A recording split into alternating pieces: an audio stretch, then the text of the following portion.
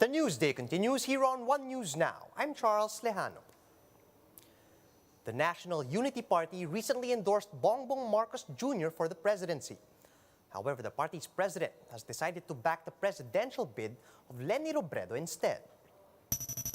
Cavite 4th District Representative Elpidio Barzaga has officially declared his support for Robredo. Barzaga said among all the candidates, only Robredo has the experience in all three branches of government. His wife, Dasmariñas City Mayor Jenny Braganza, has also announced that she's backing Robredo. Their son, Dasmariñas City Councilor Kiko Barzaga, on the other hand, is a staunch supporter of Marcos Jr.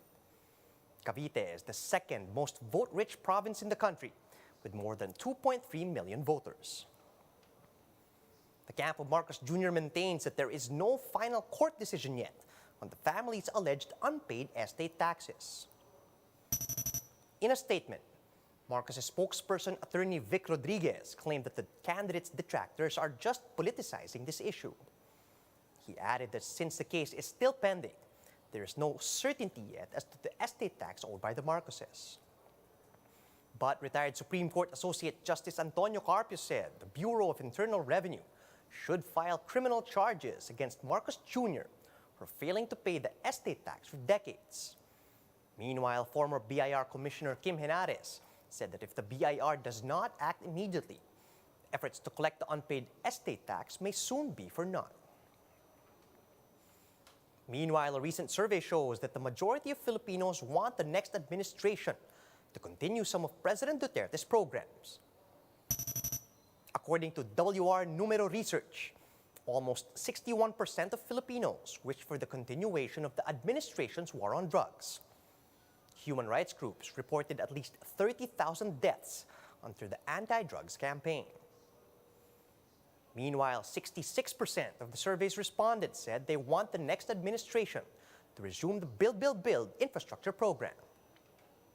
We'll be back with more stories after a quick break. Keep it here on One News.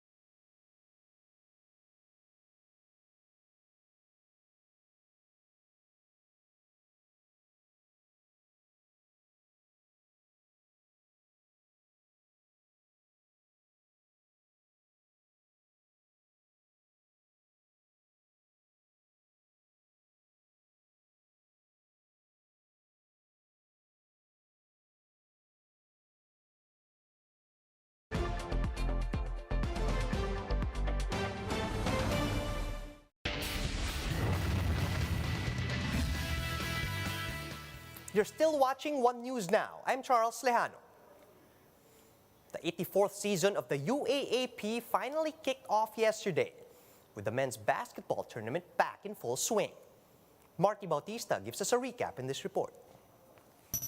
All 8 league member schools tipped off the opening day of the UAAP Season 84 with a bang. After a 2-year wait, players were eager to show off their skills on the hardwood of the Mall of Asia Arena. In the first game, the Tamaraos wasted no time to prove their dominance against the Growling Tigers, winning 75-51. Super rookie and nephew of PBA legend Johnny Aparientos, RJ carried his team with 18 points, 5 rebounds, and 2 assists. But even after the stellar debut, RJ said there's still a lot to be done. Hindi kami pwedeng mag-stick sa kung sino player lang yung pwedeng mag-click or makagawa sa team namin. So dapat mas lumalim yung bench namin, mas magtulungan kami. In the second game, the NU Bulldogs escaped the Adamson-Soren Falcons 71-69. While taking the close victory, NU head coach Jeff Napa said there's still so much to improve on. You can just have your moments during the game. No? If you give me stability, then that's the kind of moment that I have. That we want from them. Next was a highly anticipated match between the defending champions Ateneo Blue Eagles and the UP Fighting Maroons. From start to finish, the Blue Eagles made it clear why they were crowned the kings of the court, winning the match 90-81. Dave Ildefonso scored a team high of 19 points and 6 rebounds. When asked about the adjustments to Coach Tab Baldwin's complex system, this was their reaction. He's a system guy. Can you repeat the question again? Coach Thomas? Oh, really? Seriously? Can you just move to the next question now, please? For the last match of opening day, the DLSU Green Archers, led by rookie Phil Am Shawnee Winston, defeated the UE Red Warriors 71-66. Winston led the way for DLSU with a game high of 22 points and 6 rebounds.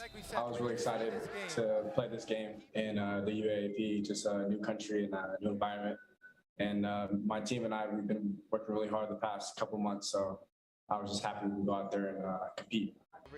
Collegiate basketball continues on Tuesday at the Mall of Asia Arena. First on the list is UE versus Adamson, followed by a marquee match between Ateneo and FEU. The third game, meanwhile, will feature a match between NU and DLSU. And lastly, UP will try to bounce back as they take on UST. For News 5, Marty Bautista, We Are One News.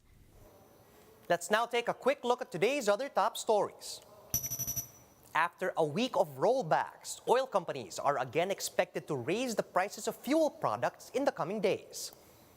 Diesel is expected to increase by 8 pesos and 30 centavos per liter, while gasoline may increase by up to 3 pesos and 10 centavos. The Coast Guard reports a close-distance maneuvering incident involving a Chinese vessel in Bajo de Masinloc on March 2. The PCG says this is a clear violation of the 1972 international regulations for preventing collisions at sea. And Hollywood ushered in the Academy Awards weekend by giving honorary awards to veterans in the film industry. Samuel L. Jackson, Elaine May, and Liv Ullmann received their honorary Oscars, while Danny Glover nabbed a humanitarian award. For more updates, visit News 5, the Philippine Star, and Business World online. Visit our website, onenews.ph, for more in-depth analysis. And you can also catch One News on the Signal Play app.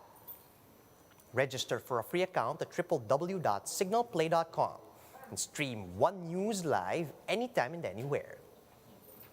I'm Charles Lejano. Mask on, wash hands, and stay safe, Philippines. We are One News.